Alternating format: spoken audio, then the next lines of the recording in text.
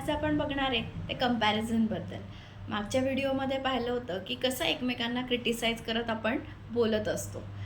Generally couple काउन्सिलिंगमध्ये जेव्हा लोक बोलत असतात त्यावेळेला कुठेतरी पार्टनर एकमेकांबद्दल बोलताना हे सांगतात की मी कुठे ह्याच्यापेक्षा जास्त कमवते, मी कुठे ह्याच्यासारखी आहे, किंवा तो कुठेतरी असं म्हणत असतो की ती जास्त सुपिरियर आहे असं मला फील येतो आहे, किंवा ती इतरांसारखं मग काय सगळं करू शकते पण मी तिच्यासारखं नाही करू शकत आहे, म्हणजे माझ्यात काहीतरी प्रॉब्लेम आहे.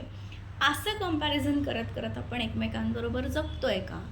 तू किती कमवलं, मी किती कमवलं, तू काय केलंस, मी काय केलं, मी किती वरचढ आहे, तू किती कमी आहेस, ह्या अशा गोष्टी आपल्याला एकमेकांमध्ये जाणवत आहेत का?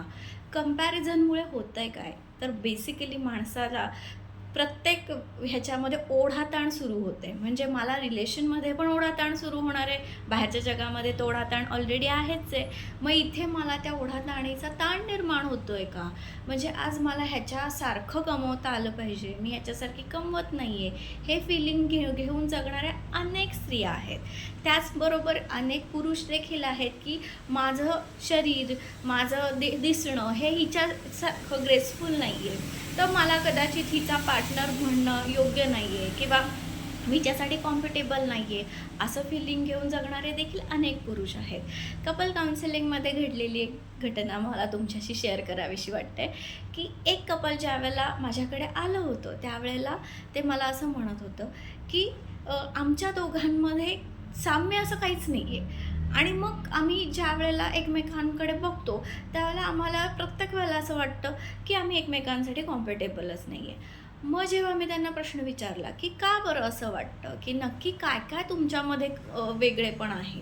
आमची आवड-निवड सेम नाही आहे, आम्हाला कुठल्याच गोष्टी बरोबर कराव्याशा वाटत नाहीत, किंवा आम्हाला असं जाणवतं की आम्ही दोघं वेगवेगळ्या लेवलला कमवतो आहे, पण आम्ही एकमेकांसाठी काहीच म्हणजे एकमेकांसारखं काहीच करत नाही. जसं कमवलं आहे पण एकत्रितरित्या खर्च करत नाही. मला असं जाणवलं की ह्यामध्ये कुठेतरी ह्यानी हे केलं तर मी ते करायचं आहे, मग मी ह्याच्यासाठी हे करेन, किंवा आज मी 4 गोष्टी विकत आणल्या तर मी पण आणणं गरजेचं आहे, तर मी ह्याच्यासारखी आहे. हे असं एकसारखं बनण्यासाठी जे काय प्रयत्न चाललेला आहे ह्याच्यातनं कुठेतरी त्रास निर्माण होतो आहे. आपण एकमेकांसारखं का बनायचं आहे हा प्रश्न जेव्हा मी त्यांना विचारलं त्यावेळेला त्या दोघांकडे उत्तर नव्हतं. आणि आपण एकमेकांसारख्या होतो का कधी? कोणत्याही 2 व्यक्ती ह्या एकमेकांसारख्या असतील का कधी? आणि जर एकमेकांसारख्या असतील तर आपल्याला एकमेकांमध्ये काय इंटरेस्ट निर्माण होईल? जसं नेचरनुसारच आहे की प्रत्येक व्यक्ती ही वेगवेगळी आहे, आणि मग ही व्यक्ती वेगवेगळी आहे तर ती एकमेकांसारखी बनण्यासाठी का झगडते आहे? सगळे जर सेम व्हायला लागले तर मग त्यात मजा काय आहे? हे जेव्हा मी त्यांना विचारलं त्यावेळेला कुठेतरी त्यांच्यामधलं होणारं कंपॅरिझन हे त्यांच्या लक्षात यायला लागलं, आणि कंपॅरिझन जर कमी झालं तर डेफिनेटली माणसाला जगण्यामध्ये आनंद निर्माण होतो. जसं मला जाणवतं आहे की मी जे कमवते आहे ते माझ्या समाधानासाठी आहे, किंवा माझ्या संसारात जे काय मी कॉन्ट्रीब्यूट करते त्यातून मला समाधान मिळतं आहे, किंवा पुरुषाला जे वाटतं आहे की मी ह्या व्यक्तीसाठी जे करतो आहे किंवा ह्या व्यक्तीसारखं जरी नसलो तरी मी माझ्यामध्ये काहीतरी चांगलं आहे जे हिला आवडतं आहे, हे जसं एकमेकांच्यामध्ये आपण फील करायला लागतो त्यावेळेला आपण कंपॅरिझन थांबवू शकतो.